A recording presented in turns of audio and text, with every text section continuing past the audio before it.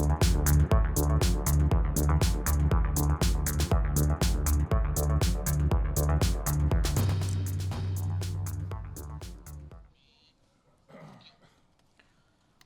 নয়, ক্ষমতাকে প্রশ্ন করাই গণমাধ্যমের কাজ। আমরা প্রশ্ন করতে চাই আপনার হয়ে, জানতে চাই আপনি যা জানতে চান। শুরু করছি গ্লোবাল টেলিভিশনের নিয়মিত আয়োজন আর কাবুল প্রশ্নগুলো সহজ। এই অনুষ্ঠানে আমরা চলমান ঘটনার নানান তথ্য বক্তব্য তুলে ধরি, অতিথিদের কাছে জানতে চাই সেসব তথ্য বক্তব্যের ব্যাখ্যা ও বিশ্লেষণ। আপনাদের সঙ্গে আছে আমি সাঈদ খান। আজকে আমাদের আলোচনার বিষয় নারী নিয়ে রাজনীতি। আমরা সাম্প্রতিক সময় দেখেছি যে কয়টি রাজনৈতিক দল এই মুহূর্তে ভোটের মাঠে লড়ছে এবং যারা প্রতিদ্বন্দ্বিতা করছে, তাদের এই নির্বাচনে বা যে কোনো নির্বাচনে নির্বাচন কমিশনের সর্বশেষ আরপি অনুযায়ী নারীদের উল্লেখযোগ্য পরিমাণে মনোনয়ন দেওয়ার একটা বাধ্যবাধকতা রয়েছে। যদিও অনেকগুলো রাজনৈতিক দলই সেই নীতিমালা বা সেই নির্দেশনা উপেক্ষা করেছে বা মানেননি। এছাড়াও এবারের নির্বাচনে প্রায় 51% ভোটার রয়েছেন নারী। সেই নারীদেরকে কেন্দ্র করে গত 2-3 দিন ধরে সামাজিক যোগাযোগ মাধ্যম সহ রাজনীতির মাঠ বেশ সরগরম হয়ে উঠেছে এবং রাজপথও উত্তপ্ত হয়ে উঠেছে। নানান মহল থেকে নানান ধরনের ব্যাখ্যা বিশ্লেষণ দেওয়া হচ্ছে। এসব বিষয় নিয়ে আলোচনা শুনবো আমাদের অতিথিদের কাছ থেকে। আজকে আমাদের সঙ্গে স্টুডিওতে এসব বিষয় নিয়ে আলোচনা করবার জন্য উপস্থিত আছেন বাংলাদেশ জাতীয়তাবাদী দল বিএনপির ভাইস চেয়ারম্যান শামসুজ্জামান দুদু। দুদু ভাই, আপনাকে স্বাগত জানাচ্ছি। এবং আমাদের সঙ্গে আছেন দৈনিক যুগান্তরের সিনিয়র সহকারী সম্পাদক মাহবুব কামাল, আপনাকেও স্বাগত জানাচ্ছি। মাহবুব কামাল ভাই, আপনাকে দিয়ে আলোচনা শুরু করতে চাচ্ছি। রাজনীতিতে নারীকে বাদ দিয়ে আসলে সমাজ ভাবা যাবে না, সভ্যতাও ভাবা যাবে না। ইনফ্যাক্ট আমাদের রাজনীতি ভাববার সুযোগও নেই, যেহেতু আমাদের অর্ধেকটাই নারী, অর্ধেকেরও বেশি এবার নির্বাচনে। সেই নারীদেরকে কেন্দ্র করে রাজনৈতিক দলগুলো যেভাবে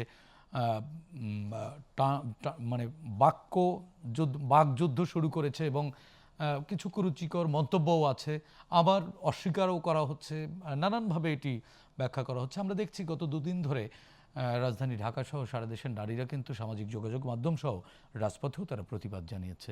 আপনি একজন সংবাদকর্মী, সিনিয়র সংবাদকর্মী এবং একজন নাগরিক হিসেবে এই বিষয়টিকে কিভাবে মূল্যায়ন করবেন বা ব্যাখ্যা বিশ্লেষণ করবেন? এর পরিণতি আমাদেরকে কোন জায়গায় নিয়ে ঠেকাবে? আচ্ছা, এই অংশটা একটু পরে বলি।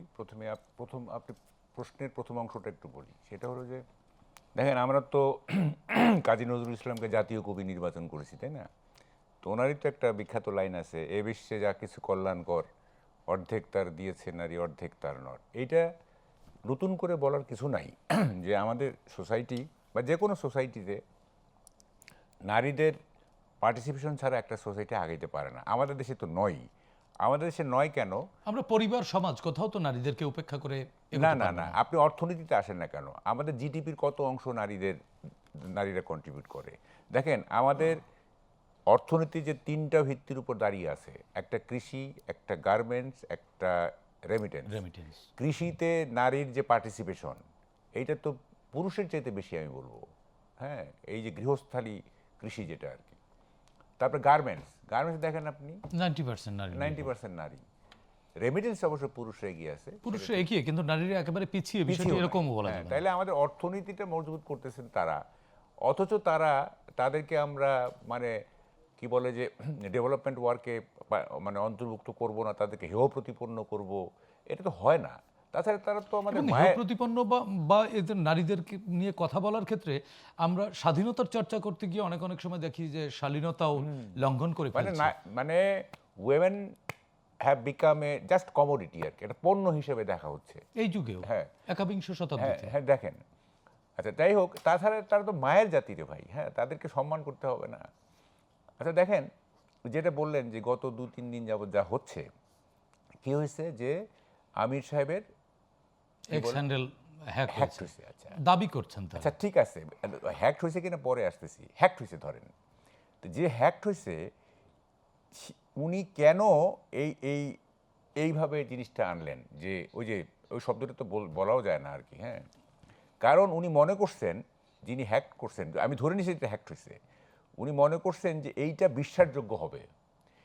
এটা যদি তারেক রহমানের কি হইতো, আইডি হইতো, অথবা কোনো লেফটিস্টের আইডি হইতো, তাহলে কিন্তু এইভাবে এটা বলা হইতো না, কারণ এটা বিশ্বাসই করবে না মানুষ যে তারেক রহমান এই কথা বলছে, বা একজন লেফটিস্ট এই কথা বলছে।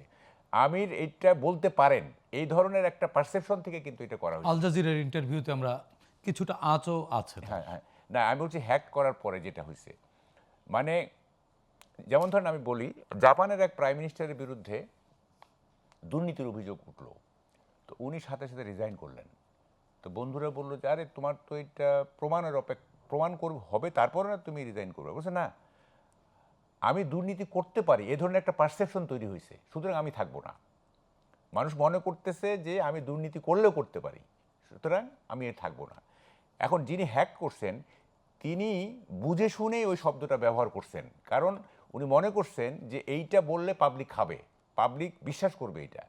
তারেক রহমানের ক্ষেত্রে অন্য কিছু বলতো, তারেক রহমানের যদি আইডি হ্যাক হইতো তাহলে অন্য কিছু বলতো, এইটা বলতো না। কারণ কে কোনটা বললে বিশ্বাসযোগ্য হবে, মানে মানসিকতা বোঝা যায়। হ্যাঁ এটা বোঝা যায়, শুধু সেইভাবে করা হয়েছে। কিন্তু দেখেন এটা বুঝতে হবে। এখন আসেন মানে হ্যাকড হয়েছে কিনা বা ইত্যাদি।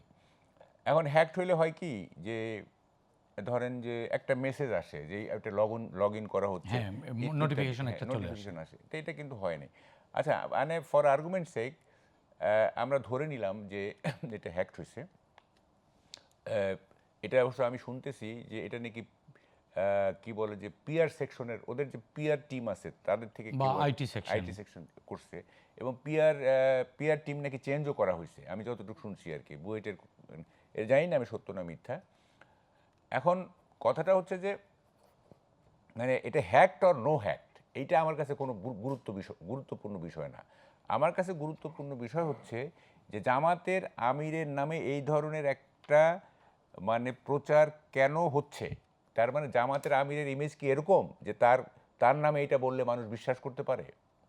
আমরা তো নির্বাচনী প্রচারণায় চাই যে জামাত কি বলবে। জামাত বলবে যে আমরা শরিয়া আইন করব না, জামাত বলবে যে 71-এ আমাদের পূর্বপুরুষরা এগুলি করছে, আমরা করি নাই ভাই, এই জন্য আমরা সরি, আমরা দুঃখিত। তাহলে না তাদের ভোট বাড়বে। হ্যাঁ, তারা যদি ভোট বাড়াইতে চায় তাহলে এই জিনিসগুলি ওরা অ্যাড্রেস করবে।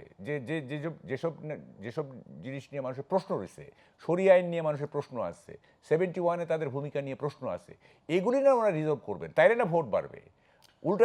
উল্টা যদি এরকম মানে নারী নিয়ে যদি এই ধরনের রাজনীতি করতে হয় তাহলে তো ভোট কমবে। কারণ আফটার অল দেখেন এইটা কিন্তু আইটির যুগ, এইটা কিন্তু একটা মানে মডার্ন বলা যাবে না, পোস্ট মডার্ন যুগ। এই যুগে কিন্তু আপনি নারীকে কি বলে যে যেভাবে ট্রিট করার কথা বলা হচ্ছে এইভাবে ট্রিট করতে পারবেন না। এইটা করলে এটা বুমেরাং হবে। হ্যাঁ, এটা বুমেরাং হবে। কিন্তু সেটি কিন্তু আবার পক্ষেও সাফাই একাংশ, একটি গ্রুপ, নারীদের একটি গ্রুপ কিন্তু বলছেন যে এটি আসলে ভুল বোঝাবুঝি বা ট্র্যাপ করা হয়েছে বা হ্যাক করা হয়েছে, বাজে ইমেজ তৈরি করবার জন্য করা হ্যাঁ হয়েছে। হইতে পারে, আমি বলতেছি, আমি তো ওই জায়গায় যাচ্ছিও না। হ্যাঁ, মানে হ্যাক হয়েছে কি হয় না এটা আমার কাছে গুরুত্বপূর্ণ না। আমার কাছে গুরুত্বপূর্ণ হচ্ছে যে এই যে আপনি যেটা প্রথমে বললেন যে এই কি বলে যে জাতীয় সংসদ নির্বাচনে তাদেরকে নমিনেশন বঞ্চিত করা হয়েছে। তারপরে নির্বাচন কমিশনের কিন্তু এরকম একটি নির্দেশনা ছিল, বাধ্যবাধকতা আছে আরপিও হ্যাঁ, অনুযায়ী। কিন্তু এটা তো মানা হয় নাই, তাই না? এটা তো মানা হয় নাই। তো ফলে কি কারণে উনি জামাতের আমির বলছেন যে উই আর প্রিপেয়ারিং। তো প্রিপারেশন যদি উই আর প্রিপেয়ারিং মানে কি? আপনি শুরুটা করবেন, তো প্রিপারেশনটা তো শেষ হবে একটা জায়গায় গিয়ে, তাই শুরু করবেন না। তো শুরু 2-4 জন নমিনেশন দিলে কি এমন ক্ষতি হইতো? আমরা একটু দুদু ভাইয়ের কাছ থেকে শুনে আসি। দুদু ভাইরা তো প্রত্যক্ষভাবে রাজনীতি করছেন। নারীদেরকে দুদু ভাইরা তো অনেক দিন ধরে দুদু ভাইদের সাথে পার্লামেন্টে নারীরা আছেন, তাদের রাজনীতিতেও আছেন। যদিও আরপিও অনুযায়ী যেই পার্সেন্টেজটা থাকবার কথা ওই পার্সেন্টেজটা এখনও বিএনপি পৌঁছাতে পারেনি। অবশ্য তারা কতটুকু চেষ্টা করছেন জানি না। সর্বশেষ নারীদেরকে নিয়ে রাজনীতিতে যে মন্তব্য করা হচ্ছে, এতে আসলে রাজনীতি শেষ পর্যন্ত কোন জায়গায় গিয়ে ঠেকবে দুদু ভাই? আমরা তো পরিবর্তন চেয়েছি, ধীরে ধীরে আমরা পরিবর্তনের ধারাবাহিকতা একটা উন্নত সংস্কৃতিতে ঢুকবার চেষ্টা করেছি। আমরা কি আপনি কি দেখছেন যে উন্নতির দিকে যাচ্ছি? আপনাকে ধন্যবাদ। অবশ্যই উন্নতির দিকে যাচ্ছে। আপনি যে কোনো পার্টির নীতি, আদর্শ, লক্ষ্য, ভূমিকা এগুলো যখন প্রকাশযোগ্য হয় তখন তো কিছুটা স্তর উন্নতির দিকে যায়। মানে এই উন্নতিটা হচ্ছে তাদের চরিত্র বোঝা, তাদের লক্ষ্য বোঝা। যেমন জামাত ইসলাম এমন একটা ধারণা প্রচার করেছে, বা ঢাকা শহরে এই 24-এ গণ অভ্যুত্থানের পরে তারাই ক্ষমতায় আসছে। এই গত 15-16 মাসের এই ধারণাটা এমন হয়েছিল যে ইলেকশন হওয়া মাত্রই তারা ক্ষমতায় আসছে। এইটা যদি আমি বিবেচনায় নিয়ে কথা বলি, তাহলে পরে আপনি নিজে উচ্চারণ বলছেন যে 51% ভোটার হচ্ছে প্রায় নারী। 51%। প্রায় 51%। তারা কিন্তু একেবারে স্পষ্ট করে, মিস্টার শফিকুর রহমান একেবারে স্পষ্ট করে, অন্য কোনো দল বলেনি, উনি বলেছেন যে জামাতে কোনো নারী প্রধান হওয়ার কোনো সুযোগ নাই। এটা কিন্তু জামাত বলেছে। তার মানে যে সমাজে 51 জনের প্রতিনিধিত্ব থাকবে না, যে সমাজে আছে কিন্তু ওই দলে 51 সদস্যের কোনো রকম প্রতিনিধিত্ব, প্রধান তো দূরে থাক, আমার জানা মতে ওদের কোনো নির্বাহী কমিটির সদস্য নারী নেই। তারা আবার কিন্তু রাষ্ট্র ক্ষমতা প্রত্যাশা করছে, সেটি আবার ভোটের মধ্য দিয়ে। যেমন আপনি অর্ধেক অংশ আগেই নিজের থেকে বাদ দিয়ে দিয়েছেন, আবার প্রত্যাশা করছেন যে তারা রাষ্ট্র ক্ষমতা আসবে। যেমন আপনার বোধহয় এটা স্মরণে থাকতে পারে যে সরোয়ার্দিতে তারা একটা বড় সমাবেশ করেছে, খেয়াল করছেন বোধহয়, কিন্তু সেখানে একজন নারী বক্তা ছিল না, একজন নারী স্টেজে বসা ছিল না। না, তারা তো পরিষ্কার করেছে যে তাদের ধর্মীয় যে অর্গানোগ্রাম বা ইসলাম নারীকে নেতৃত্বে তাহলে আপনি দেওয়ার সুযোগ নেই। না, তাহলে অনুমোদন আশ্চর্য করেনি। হওয়ার তো কিচ্ছু নাই। তাদের নারী সম্বন্ধে দৃষ্টিভঙ্গি, নারী সম্বন্ধে দৃষ্টিভঙ্গি মাহবুব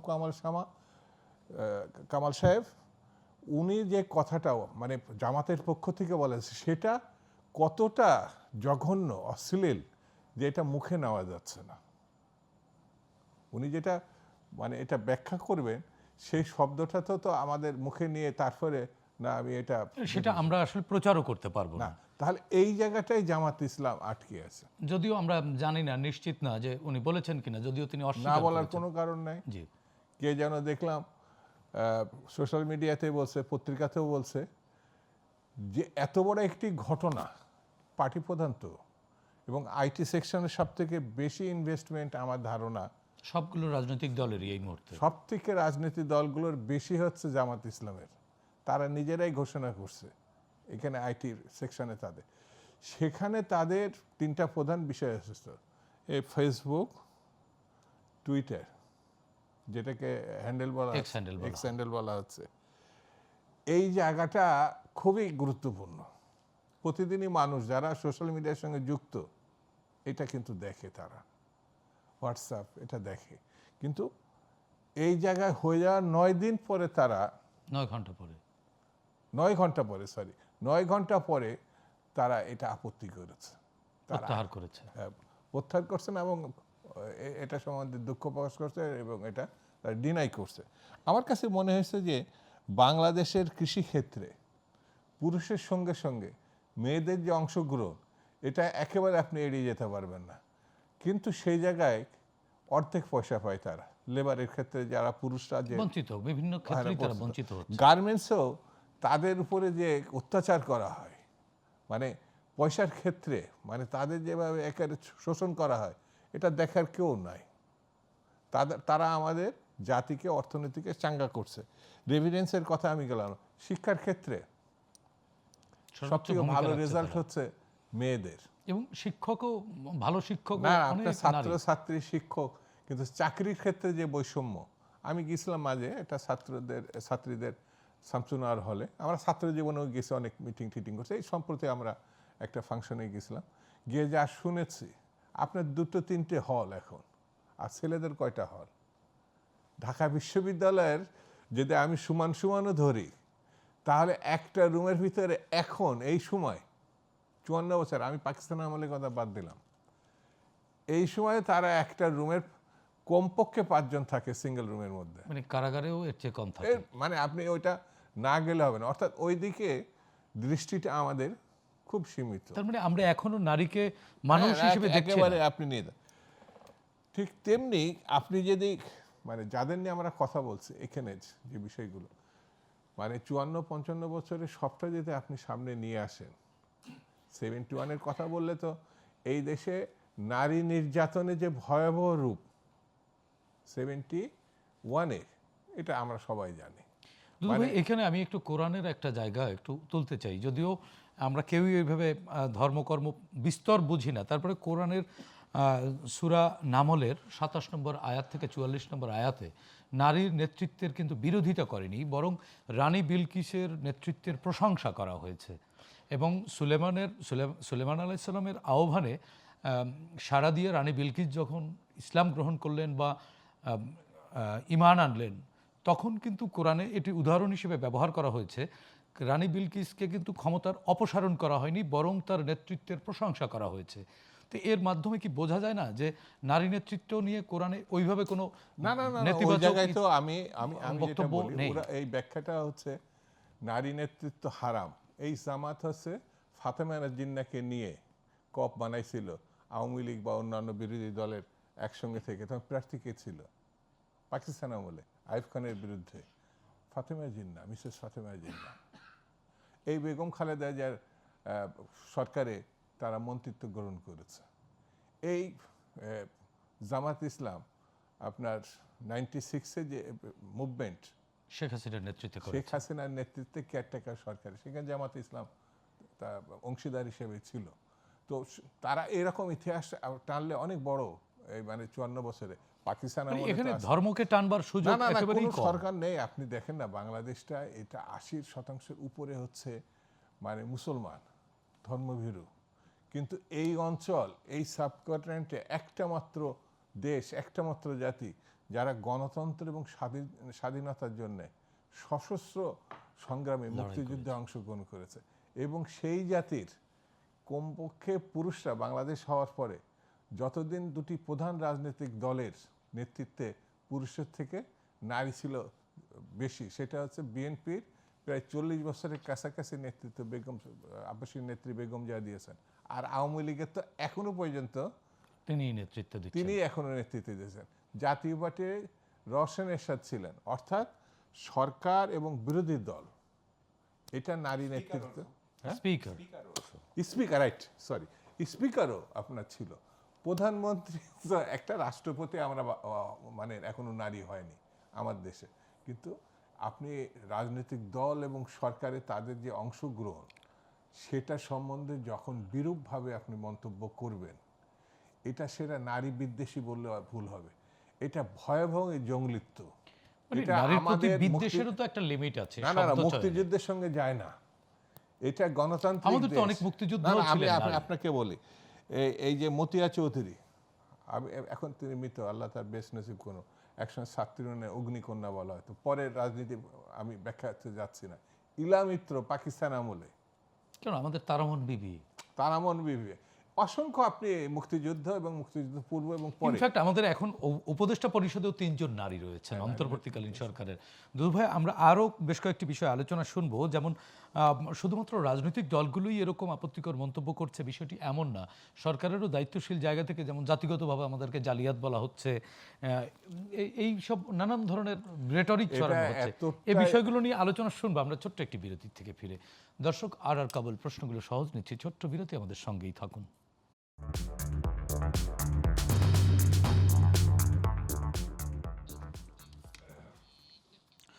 দর্শক, বিরতির পর আবারও স্বাগত জানাচ্ছি। আর কাবুল প্রশ্নগুলো সহজ, আমাদের সঙ্গে আলোচনার জন্য যুক্ত আছেন বিএনপির ভাইস চেয়ারম্যান শামসুজ্জামান দুদু, আছেন দৈনিক যুগান্তরের সিনিয়র সহকারী সম্পাদক মাহবুব কামাল। বিরতির আগে আমরা দুদু ভাইয়ের কাছে আলোচনা শুনছিলাম। মাহবুব কামাল, আপনার কাছ থেকে একটু আলোচনা শুনতে চাই। বিরতির আগে দুদু ভাইকে একটি প্রশ্ন রেখে বিরতিতে গিয়েছিলাম। সেটি হচ্ছে যে শুধু রাজনৈতিক দলগুলো না, অনেক দায়িত্বশীল লোকেরাও নানান ধরনের মন্তব্য করে, যেগুলো আসলে হাসির খোরাক অনেক সময় হয়, অনেক সময় কষ্টও লাগে। যেমন আমরা কিছুদিন আগে শুনলাম যে আমরা জাতিগতভাবে জালিয়াতি করি, জালিয়াতিতে চ্যাম্পিয়ন। আচ্ছা, আগেরটা একটু শেষ করে দেই। দেখেন, একটা প্রফেশনের কথা বলা হচ্ছে ব্যাংকিং। আপনি যে কোনো ব্যাংকের ব্রাঞ্চে যাবেন, দেখবেন নারীরা কিভাবে কাজ করছে। হ্যাঁ, তারপর ধর পুলিশে, গণমাধ্যম, ইভেন আপনার আর্মিতে, সব জায়গায় তো নারীরা ভালো করতেছে, তাই না? কি কারণে? আর সবচেয়ে বড় কথা, আপনি দেখেন আমার এলাকায় যাবেন, দেখবেন যে ব্লাউজ কেনার টাকা নাই, হ্যাঁ, শাড়ি পরে পাথর ভাঙতেছে, মানে হ্যাঁ, এই নারীকে আপনি যদি আটকায় দেন গ্রামে, মানে অন্তরীণ করে ফেলেন গৃহে, সে খাবেটা কি? ইটটা ভাঙবে কে? ইটটা ভাঙবে কে? তার স্বামী তো তাকে ছেড়ে চলে গেছে, সে কিভাবে খাবে তাইলে? এই যে মানে এগুলো অবাস্তব কতগুলি কথা না, তাও আবার কি এই যুগে বসে। যাই হোক, এটা নিয়ে আর কথা বলতে ইচ্ছা ইনফ্যাক্ট করে না। আমাদের মহিলা পরিষদ, মহিলা সমিতি সহ অনেক জায়গা থেকে প্রতিবাদও এসছে। এটি অবশ্যই নারীরাই না সিদ্ধান্ত না, নেবে বারবার তাদের আমরা অধিকার শুনতেছি, বা মান না মর্যাদা আমরা কিভাবে আমরা তো আদায় করে শুনতেছি নেবে। যে ইসলামে নারীর সম্মান সংরক্ষিত বাড়িয়েছে। বাড়িয়েছে। তাইলে আপনি আবার উল্টো কথা কেন বলেন? হ্যাঁ, তার মানে কি you have got every solution in your pocket? যে কোনো প্রশ্ন করলে একটা সলিউশন বের করে দিবেন। কখনো বলবেন সম্মান দেওয়া হয়েছে, কখনো বলবেন যে ঘরে বন্দি না, বন্দি করে কোরআন রাখা তো, হয়েছে। ইসলামে কোরআন সব সমস্যার সমাধান করে দিয়েছে। হ্যাঁ হ্যাঁ, মানে যে কোনো প্রশ্ন করবেন, একটা উত্তর বের করে পকেট থেকে, এইটার এই উত্তর, এইটার এই উত্তর। হ্যাঁ, এবং পরস্পর বিরোধী প্রশ্নের উত্তর আছে তাদের কাছে। আপনি বলতেছেন যে নারীদের সম্মান রক্ষিত করা আছে ইসলামে, আবার বলতেছেন যে তাদেরকে ঘরে বন্দি করে রাখা হবে ইত্যাদি। এটা যা হয় না, একটা বলেন, তাহলে না আমরা বুঝবো। যাই হোক, আপনি এখন জালিয়াতের কথা বললেন না, দেখেন একটা ছোট উদাহরণ দিই আমার প্রফেশন থেকে, আপনার প্রফেশন থেকে। আপনি আমানুল্লাহ সাহেবের নাম শুনছেন, বিডি হাবিবুল্লাহর ছেলে, উনি বাসসের এমডিও ছিলেন। এমডি ছিলেন। তো উনি বিডি হাবিবুল্লাহর ছেলে কিন্তু। তো উনি এক সময় ওনাকে বলা হয় যে আপনি বিএনপি থেকে নমিনেশন নেন। হ্যাঁ, একটু বিএনপি ভাবাপন্ন ছিলেন। তো উনি বললেন ঠিক আছে, বললো তাহলে আমি এমডি পদ থেকে রিজাইন করি। বলে না, আগে নমিনেশন পান তো, তারপরে না আপনি রেজিগনেশন প্রশ্ন আসবে। বলে না না না, এটা এটা অনিয়ম, এটা হবে না, আমি নমিনেশন সিক করার আগে পদত্যাগ করব। উনি বাসস থেকে পদত্যাগ করলেন, এমডি পদ থেকে চলে আসলেন। উনি নমিনেশনও পাইলেন না, একসঙ্গে দুইটা হারিলেন। বাসসের এমডি পদ হারিলেন, নমিনেশনও পাইলেন না, গেল একটা। উনি একবার বরিশাল যাচ্ছেন, এটা দিয়ে শেষ করব। বরিশাল যাচ্ছেন তার মেয়েকে নিয়ে। তো তাকে তো বিডি হাবিবুল্লাহর ছেলে সবাই চিনে, সাংবাদিক, তা লঞ্চে সবাই তার সাথে কথা বলছে। ফেরার পথে 3-4 দিন পরে উনি ফিরছেন তখন যখন টিকিট দিচ্ছেন, টিকিট যে চেক করে, তো টিকিট যে চেক করে, চেকার বলতেছে স্যার আপনি তো গতবার আপনার মেয়ের হাফ টিকিট করলেন, এখন আবার আজকে ফুল টিকিট করতেছেন, দুইটা ফুল টিকিট যে, আপনি তো হাফ টিকিটে গেছে আপনার মেয়ে। বলছে দেখো, বাড়িতে ওর জন্মদিন পালন হয়েছে, হ্যাঁ, পরশু দিন বা কালকে সে 12 বছর পূর্ণ হয়েছে। হ্যাঁ, এখন তো আর হাফ টিকিট চলবে না। দেখেন অনেস্টির মাত্রাটা দেখেন। হ্যাঁ, এবং এটা অনেস্টি বললে ভুল হবে, it is integrity, it is much more higher than honesty. উনি জালিয়াত, উনি কিন্তু এখনও বেঁচে আছেন, 90 বছর বয়স, উনি জালিয়াত। হ্যাঁ, আপনি কয়টা অনেস্ট লোকের নাম আপনি আমার কাছ থেকে শুনবেন? হ্যাঁ, আপনি বলতেছেন যে জালিয়াতের কারখানা। এটা একটা মানে এইটা আমাদের পাসপোর্ট যে আজকে অবমূল্যায়িত হচ্ছে, এটার জন্য তো তিনি দায়ী। মানে আমরা শক্তিশালী পাসপোর্টের তালিকায় নেই, কিন্তু আমরা দুর্বল পাসপোর্টের তালিকায় 7 নম্বরে। তাই না? এইটা কি এই গত 18 মাসে যা হয়েছে তাতেই তো আমাদের পাসপোর্টের অবমূল্যায়ন বেশি হয়েছে। আমরা তো এই যে আমি তো শুনতেছি যে দুবাই নাকি এখন আর ইয়ে দিচ্ছে না, কি বলে ভিসা দিচ্ছে না, থাইল্যান্ড দিচ্ছে না, অমুক দিচ্ছে না, অস্ট্রেলিয়া যারা পড়তে যায় তাদের ভিসা রেস্ট্রিক্টেড করে ফেলছে। আবার আমেরিকা তো এখন আমাদের দেশে চাঁদে যাওয়ার মতো অবস্থা। হ্যাঁ, এইটাই দেখেন বন্ড দিতে হচ্ছে মানে 18 লাখ টাকার মতো। হ্যাঁ, এগুলো কোন আমলে হয়েছে এগুলি? হ্যাঁ, আমরা কি মানে গত রেজিমের তো মানে অনাচারের কোনো শেষ নাই, এটা তো বলতেই হবে যে দুর্নীতি অমুক তমুক সব হয়েছে। কিন্তু এই সংকট কি ছিল? পাসপোর্টের অবমূল্যায়ন ছিল? এই পাসপোর্টের অবমূল্যায়ন তো এখন হইল, তাই না? তো ফলে আপনি আপনার কারণে বা আপনার শাসনের কারণে এটা হয়েছে, অথচ আপনি দৌড় দিচ্ছেন হোল নেশনকে, আপনি বলতেছেন এটা জালিয়াতের কারখানা। সবচেয়ে আশ্চর্য ব্যাপার কি জানেন? তাকে কেউ প্রশ্ন করে না। তাকে আমরা একটু একটু শেষ দুদুভাইয়ের করতে কাছ দেন থেকে ভাই। শুনতে চাই একই তাকে বিষয়ে। কেউ প্রশ্ন করে না যে আপনি এসব কথা যে বলেন একটা জাতি বা উনি যে কথাই বলবেন না কেন, এইটি ফাইনাল, কেউ প্রশ্ন করবে না, ইভেন বিএনপিও প্রশ্ন করে না। এই যে দুদুভাইরে আমি এখন প্রশ্ন করছি, আমরা দুদুভাইকে প্রশ্ন করব, দুদুভাইকে এই আমি প্রশ্ন। প্রশ্নটা করি। আপনার 16 মাস 17 মাস আনকন্ডিশনাল সাপোর্ট দিয়ে গেলেন, চিফ অ্যাডভাইজার যা বলে আপনার তাতেই হ্যাঁ, যা বলে তাতেই হ্যাঁ। হ্যাঁ হ্যাঁ, এই প্রশ্ন না করতে দিয়ে আজকে জাতিটাকে হোল নেশন ইজ মানে অ্যাবাউট টু বি ডুমড। হ্যাঁ, প্রশ্ন করেন নাই, কিছু নেই, আজকে নেশন পুরো যে জায়গায় চলে গেছে আর কি। হ্যাঁ, দুদুভাই, আপনারা কেন প্রশ্ন করলেন না? আমরা না, আজকে প্রশ্ন করি এটা আসলে। ঠিক না। আচ্ছা। মানে প্রশ্ন করা হয় নাই, এটা ঠিক না। এখানে এক্সাম্পল ছিল 90-এর গণঅভ্যুত্থানের পরে এই 90 দিনের মধ্যে জাস্টিস শাহাবুদ্দিন সাহেব নির্বাচন দিয়েছিলেন এবং নির্বাচিত সরকারের হাতে, অর্থাৎ বেগম যা জিতছিলেন তখন অনেকেই আওয়ামী লীগের জিতবে এই ধরনের ধারণা করছিল, কিন্তু আলটিমেট উনি জিতছিলেন। উনি প্রাইম মিনিস্টারের দায়িত্ব নিয়ে ওনার সরকারের কাছে দিয়ে উনি আবার একটা শর্তাধীনে দায়িত্ব নিয়েছিলেন শাহাবুদ্দিন সাহেব। সেটা হচ্ছে চিফ জাস্টিস থেকে প্রেসিডেন্ট ভারপ্রাপ্ত রাষ্ট্রপতি হয়েছিলেন, আবার তিনি চিফ জাস্টিস হিসেবে ফিরে গিয়েছিলেন। এটা তো আমাদের জাতির বৈশিষ্ট্য। এটা এমন না যে এটা পাকিস্তানে, ভারতে এসে বা অন্য ভিন দেশ থেকে এসে আমার দেশে রয়েছে। এবং আমাদের দেশের এই কেয়ারটেকার ভাবনা, আন্দোলন সিস্টেম অনেক দেশই কিন্তু পরে, বিশেষ করে পাকিস্তানও অ্যাকসেপ্ট করছে। তো সেই জায়গাটা এবং সেই আন্দোলনে আপসীর নেত্রী কিন্তু বেগম খালেদা জিয়া ওই আন্দোলনের মধ্যে দিয়ে হয়েছিল। জনগণ তার নাম লিখেছিল আপসীন। আপসীন দেশনেত্রী, এইসব মানে বিশেষ উপমাগুলো তার নামের সঙ্গে যুক্ত হয়েছিল। এই সরকার এসে 3 মাসের মধ্যে উনি দিবেন, এখানে যতটুকু বিরোধিতা বিএনপির পক্ষ থেকেই ছিল। অন্যদের আমি ছোট করছি না, অন্যরাও যদি ওই রকমভাবে সামনে আসতো সংস্কারের জন্যে, মানে মনে হলো যেন উনি হলো, মাঝে একবার বলেছিলেন না প্রথম দিকে যে বেশি সংস্কার হলে একটু বেশি সময় লাগবে, কম সংস্কার হলে কম সংস্কারের কথা উনি এখন আর বলেন। সংস্কার কি কম বেশি মধ্যম এরকম না, করা যায়? ওরে আসলে আমার কাছে মনে হয়েছে কি, আমার কাছে যেটা মনে হয়েছে, যারা এনজিও করে, তুমি তো অর্থনীতির ছাত্র, তো এই অর্থনীতির ছাত্র পিএইচডি করা ডক্টর ইউনূস বাংলাদেশের অর্থনীতি উনি আসার পরে যে জায়গাটায় প্রথম দিকের সম্ভাবনা দেখা দিয়েছিল সেটা একে তছনছ করে ফেলেছে। মানে আমাদের এই আরো অর্থনীতি আরো পিছিয়ে সবাই গেছে। বলতেছে, সবাই বলতেছে অনেক শিল্প কারখানা বন্ধ হয়ে যাচ্ছে। এই বোধটা যার নাই, মানে তার দিয়ে এই কাজটা না, তিনি রাজনীতির লোক না, মানে এটা আমি সবসময়, কিন্তু রাজনীতিবিদদের থেকেও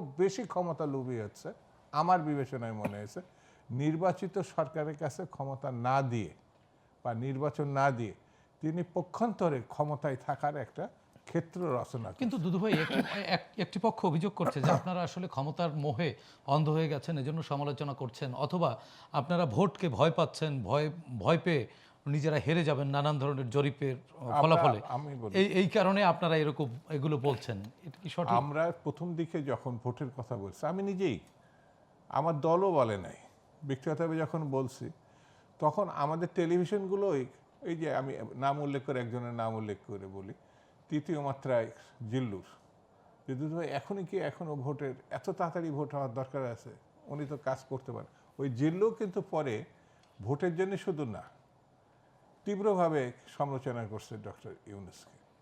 অর্থাৎ গণতান্ত্রিক ব্যবস্থাপনায় ফিরে আসা না আসার এটা দুটো দিক আছে। একজন ব্যক্তি ক্ষমতার মাঝখানে থাকলে জবাবদিহিতা যদি না থাকে, পার্লামেন্ট না থাকে, তাহলে কি পরিস্থিতি হয়, তিনি ওই ডক্টর ইউনূসই সেটা প্রমাণ করছে। নিজে থেকে কথাটা তিনি বলছেন, আমার ধারণা যে জালিয়াতের কারখানা। উনি তো এই জাতির প্রতিনিধি এবং উনি যখন বলছেন তখন আছে এই দেশ তার নেতাধীনে, তিনি সরকার প্রধান। দুদু ভাই, আপনারা কি ভোট নিয়ে কোনো ভয় পাচ্ছেন? আমরা তো ভোট অনেক আগে চাইছি এবং শুধু চাই নাই, অনেকে আপনারা না আমি শেষ করে দিই, 36 দিনে তারা পরিবর্তন। আমি তো মনে করি 5036 দিন। আমরা তো 18 বছর আগে থেকেই মানে একটা ভালো নির্বাচনের কথা। আমাদের সঙ্গে প্রতি সরকারের দ্বন্দ্বটা কি, বিএনপির সঙ্গে বাম ঘরানা বা অন্যরা যারা আন্দোলন করছে তাদের সঙ্গে দ্বন্দ্বটা কি, একটা ভালো নির্বাচন, গণতন্ত্র। তো সেটি নেই। সেটি যদি হাসিনা মানে 8 সালেই দিত, মানে তারপরে 14 সালে দিত, 14 সালে দিত, 18 সালে দিত, তাহলে দিলেও তাদের পরিণতিও এটা হতো না, দেশটাও এত বিপজ্জনক অবস্থায় যেত না। বিএনপি এখনো মনে করে আমরা অনেক আগেই ভোট চাইছি, কিন্তু প্রচারণাটা বিএনপির বিরুদ্ধে, অর্থাৎ মিডিয়া বা এই সোশ্যাল মিডিয়া যেটাই বলেন না কেন, এই যেমন এই ক্ষেত্রে একটা জিনিস বললে হয়তো আপনি দ্বিমত করবেন না, যে সব থেকে আইটির ক্ষেত্রে বেশি ইনভেস্টমেন্ট হচ্ছে জামাত ইসলামের। আপনারা কেন করতে পারলেন না? আপনি একটা জামাত ইসলামের বিরুদ্ধে বলেন, একটা বলেন, তারপরে দেখবেন কি একটা বট বাহিনীর শব্দ বেরিয়েছে, কিভাবে আপনার উপর ঝাঁপিয়ে পড়ে অশ্লীল শব্দ। এটা কাউন্টার দেওয়ার জন্য না না আপনারাও করতে পারতেন। কাউন্টার আমাদের থেকে আছে, কিন্তু ওদের যে ভাষা, ওদের এই যে দলপ্রধান ডাক্তার শফিক মানে জাতির অর্ধাংশ সম্বন্ধে যে শব্দ প্রয়োগ করেছে, ওদের নেতা কর্মী দলের প্রধানের পদকে অনুসরণ করে আপনি আইটি ক্ষেত্রে যে এটা একটা নোংরা পচা দুর্গন্ধযুক্ত অশ্লীলতা। না দুদু ভাই, না, না, উনিও তো সেটা- সায়েন্স পড়া মানুষ, একেবারে পিওর সায়েন্স পড়া মানুষ, আপনারাও জেনারেল এডুকেশনে শিক্ষিত। পড়া মানুষ, ডাক্তার শফিকুর রহমান, ওটা একটা গাড়ল। হ্যাঁ। কিসের আপনি সায়েন্স পড়ার বলে? মানুষত্ব থাকলে, না, ধর্মীয় বিবেক ব্যাখ্যায় থাকলে, আপনাদের চেয়ে তো আপনার বেশি এই পড়ার বলতে এই যে পারার কথা না। সার্টিফিকেট দিয়ে মানুষকে বিচার করবেন না। আচ্ছা আচ্ছা, সার্টিফিকেট মানুষের এক একটা, যেমন এই ডক্টর ইউনূসের সার্টিফিকেট দিয়ে আপনি বিচার করছেন কেন? গণতান্ত্রিক হলে পরে 3 মাসের মধ্যে দিয়ে উনি চলে যেতেন। কম লেখাপড়া, চিফ জাস্টিস কি কম লেখাপড়া করছিলেন নাকি আমাদের শাহাবুদ্দিন সাহেব? তো ইনি কি? আমার কাছে মনে হয়েছে যে মানুষ ব্যক্তি স্বার্থে, দলের স্বার্থে, প্রতিষ্ঠানের স্বার্থে দীর্ঘসূত্রিতা যখন সে করবে, সংবিধানের বাইরে চলে যাবে এবং মানবিক দৃষ্টিভঙ্গি বিবর্জিত হয়ে যাবে, তখন দেশটা কর্তৃত্ববাদের লক্ষ্যে এগোবে, এবং যেটা এখন হচ্ছে। জি দুদু ভাই, আমরা আরও একটি বিরতি থেকে ফিরে আরও আলোচনা শুনবো আপনাদের দুজনের থেকে। দর্শক, আর কাবল প্রশ্নগুলো সহজ নিচ্ছে আরও একটি ছোট্ট বিরতি, আমাদের সঙ্গেই থাকুন।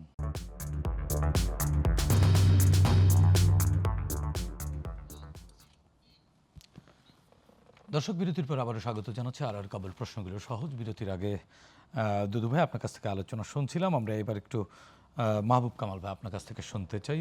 আগের বিষয়ে যদি আপনি কিছু বলতে চান। নতুন করে প্রশ্ন হচ্ছে যে ভোট গণনা নিয়ে নানান ধরনের সন্দেহ সংশয় আছে এবং ভোটার ট্রান্সফার নিয়েও কিন্তু প্রশ্ন উঠছে, যে বিভিন্ন পর্যায় থেকে প্রশ্ন করা হচ্ছে যে বেশ কিছু আসনে নাকি ভোটার ট্রান্সফার করা হয়েছে। এই বিষয় নিয়ে একটু আলোচনা শুনতে চাই।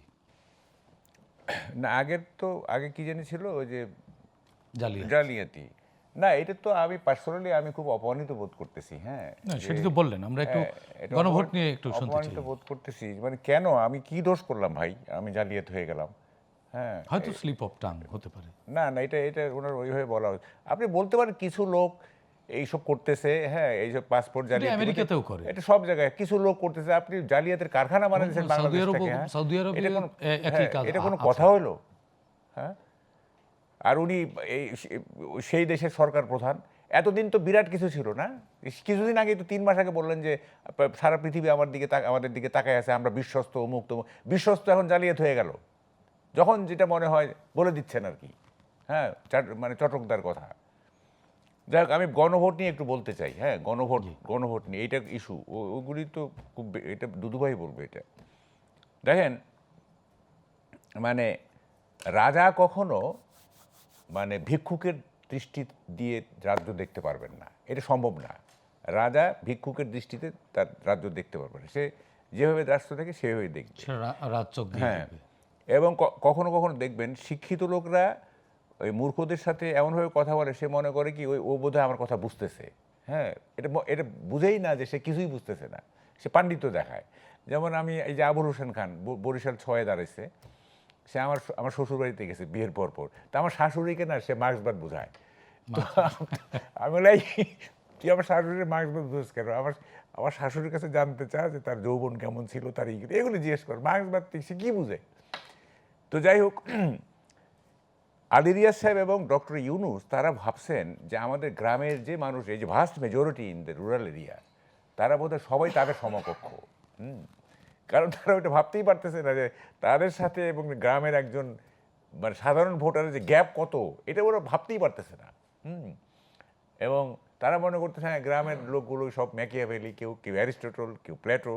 হ্যাঁ, এই জন্য এই গণভোটের এই সিস্টেম করছেন উনি। 4টা প্রশ্ন দিয়েছেন।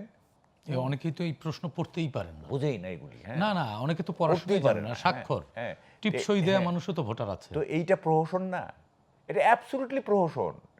এবং এগুলি বললে দেখেন বাংলাদেশটা কি হয়েছে, আপনি একদম চোখে আঙুল দিয়ে দেখাই দিবেন, হ্যাঁ, তারপর স্বীকার করবেন। ওই যে গ্রামে বলে যে কি, নাকে মুখে দই, তারপরে কই কই কই। আবার নাকে মুখে দই লেগে আছে, এখন আমি বলছি কই কই কই।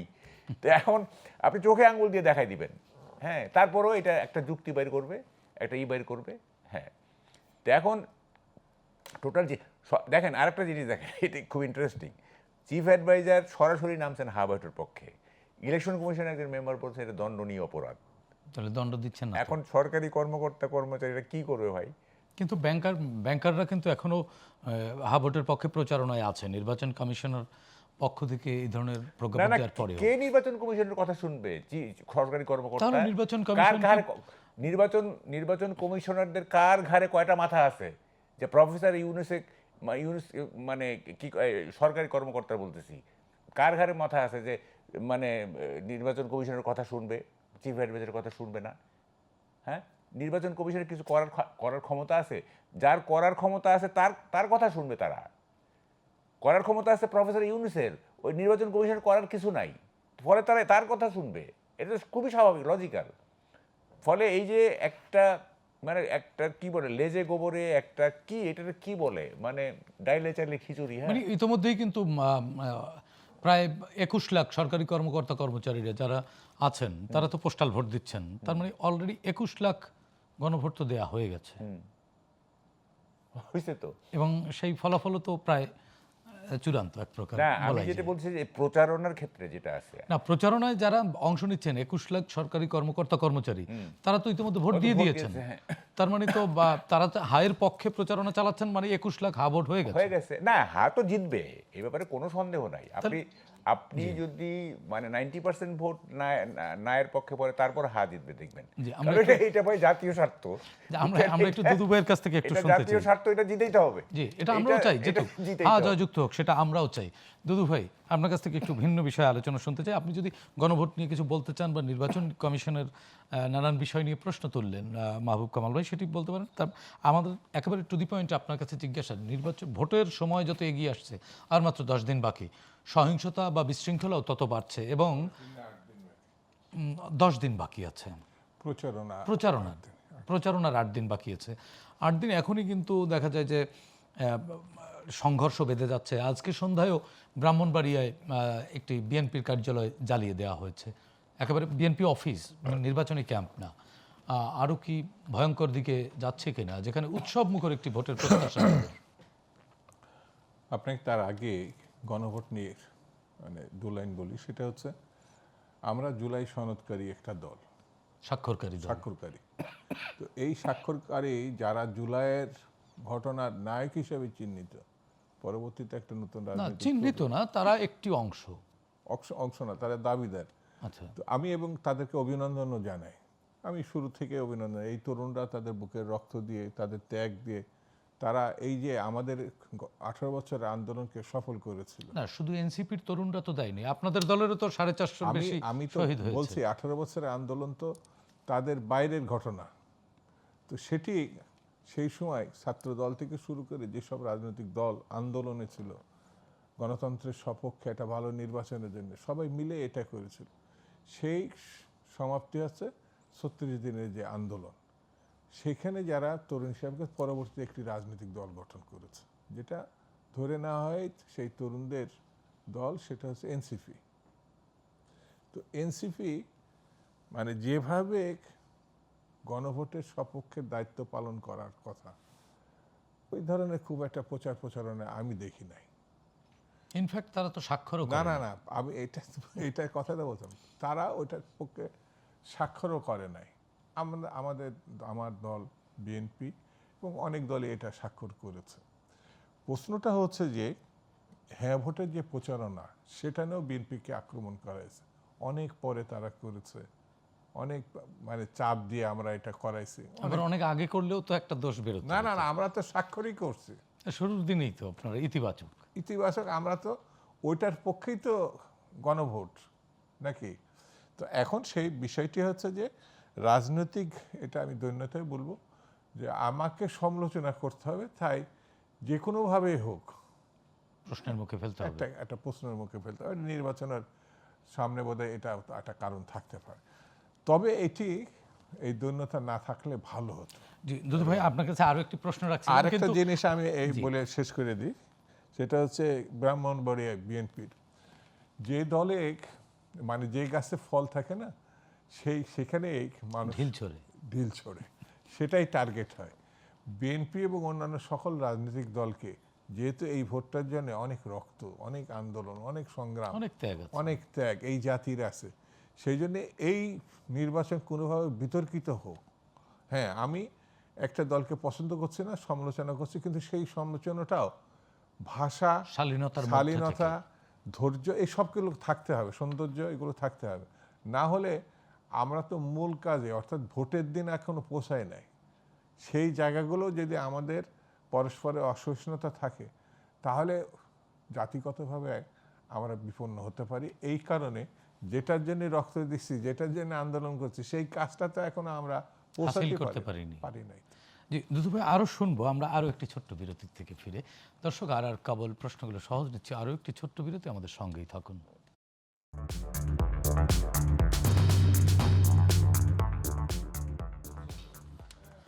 দর্শক, বিরতির পর আবারও স্বাগত জানাচ্ছি। আর কাবল প্রশ্নগুলো সহজ। বিরতির আগে আলোচনা শুনছিলাম।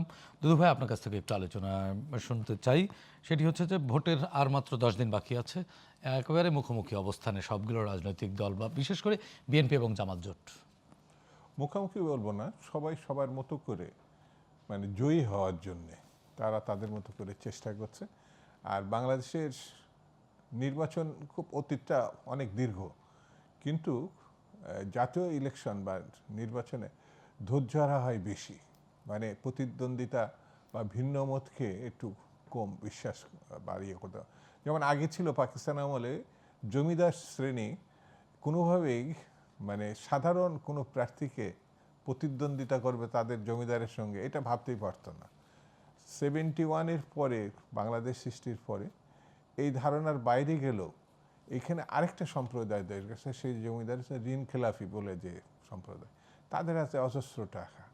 আরেকটি আছে সংবিধান পরিপন্থী, যেটা আছে দ্বৈত নাগরিকত্ব, অর্থাৎ এরা এবার কোন পত্রিকায় দেখলাম প্রায় কোটিপতিদের সংখ্যায় 200-র উপরে। তো স্বাভাবিক কারণে স্বাভাবিক নির্বাচন চেলে জবাবদিহিমূলক একটি পরিস্থিতি থাকে, যেটা নির্বাচন কমিশনে তারাও কোনো দায়িত্ব নিচ্ছে বলে আমার কাছে মনে হয় না। আর আইন শৃঙ্খলা রক্ষাকারী অথবা প্রশাসনের ক্ষেত্রে দায়বদ্ধতার যে বিষয় থাকে, সেটা আমি খুব বেশি লক্ষ্য করছি না। তবে এই রাজনৈতিক দলগুলোকে দায় যদি না নিতে পারে, বিশেষত বিএনপি, জামাত ইসলাম, যদি নির্বাচনটা ভালোভাবে না হয়, বিশৃঙ্খলাপূর্ণ অবস্থার মধ্যে যায়, তাহলে আগামী দিনে যে চ্যালেঞ্জগুলো সরকার এবং বিরোধী দলের জন্য থাকবে, সেটা খুব ছোট আকারের না। মানে তারপরে দেশটাই চ্যালেঞ্জের মধ্যে পড়ে যাবে। তারপরে আবার পার্শ্ববর্তী একটা দেশ, তারাও ভালো একটি নির্বাচনের সহায়তাকারী হবে এমনও না। সেই জন্য আমাদের দেশটার রক্ষার দরকার। আমাদের এক সাগর রক্তের বিনিময়ে এই দেশে যাই ঘটুক না কেন, দেশ রক্ষা করতে হবে, গণতন্ত্র প্রতিষ্ঠিত করতে হবে, আর মানুষের অধিকার ফেরত দিতে হবে। জি মাহবুব কামাল ভাই। আমি কি বলবো জানেন, ওয়াক ওভার দিয়ে দেওয়া উচিত। বিএনপি মানে পরাজিত হওয়ার প্রতিযোগিতা নামা উচিত, বিজয়ী হওয়ার মানে জন্য। জোর করে হেরে যেতে হবে। হ্যাঁ, জোর করে হেরে যেতে হবে। কিরকম কারণটা জানেন, এইবার যারা জিতবে তারা সরকার চালাইতে পারবে না, দেশ চালাইতে পারবে না, অর্থনীতির যে অবস্থা। তো কাউকে না কাউকে তো দায়িত্ব বলছি, নিতে হবে। হ্যাঁ, ওই তো নেক, বিএনপি বলবে যে জামাত নেক, জামাত বলবে বিএনপি নেক, এই প্রতিযোগিতা নামতে হবে। কিন্তু আমরা তো দেখছি ভিন্ন চিত্র। শুনেন না আপনি, এই যে পে স্কেল দিছে না, এই সরকার, যে সরকার আসবে, আপনি এমনিতে অর্থনীতির অবস্থা তো আমি এখন বর্ণনা করলে আর 5 মিনিট লাগবে। অলমোস্ট 1.5 লাখ কোটি টাকা বাড়তি হ্যাঁ, লাগবে। এই বাড়তি, এই টাকা কোত্থেকে দিবে? আর এইটা তো আপনি আর চেঞ্জ করতে পারবেন না, একবার ওয়ান্স ডিক্লেয়ার্ড ফর এভার। তো দেশ চালাতে পারবে, ফলে 3-6 মাসের মধ্যে পলিউটেড হয়ে যাবে। তখন ওই মানে যে বিরোধী দলে থাকবে, সে ওই পরবর্তী নির্বাচনে ভালো করতে, মানে যদি জিততে, তাইলে একটা অবস্থা আসবে। এই নির্বাচনে জিতে নিজের ধ্বংস নিজে ডাইকেন না, আমি বলতেছি, কারণ আপনি দেশ চালাতে পারবেন না তো। জি, না, তারপরেও এই রাজনৈতিক দলগুলোর উপরে আমাদের আস্থা আছে। না, দিস ইজ নো ফান। আপনি যে দেশের যে অবস্থা, সামগ্রিকভাবে যে অবস্থা, হ্যাঁ, অর্থনীতি বলেন, সামাজিক বলেন, সব দিক থেকে যে অবস্থা, চরম সংকটে পড়বে দেশ। জি, ধন্যবাদ। ফলে হেরে যাওয়ার প্রতিযোগিতা নামেন। জি মাহবুব কামাল ভাই, আপনাকে ধন্যবাদ শামসুজ্জামান দুদু ভাই, আপনাদের দুজনকেই। দর্শক, আর কাবুল প্রশ্নগুলো সহজ আজকের মতো এখানেই শেষ করছি। অনুষ্ঠানটি পুনঃপ্রচার হবে আগামীকাল সকাল 7টায়। ফিরছি কাল রাত 9টায় নতুন অতিথিদের সঙ্গে নিয়ে। ততক্ষণ পর্যন্ত ভালো থাকুন, সুস্থ থাকুন, গ্লোবাল টেলিভিশনের সঙ্গেই থাকুন।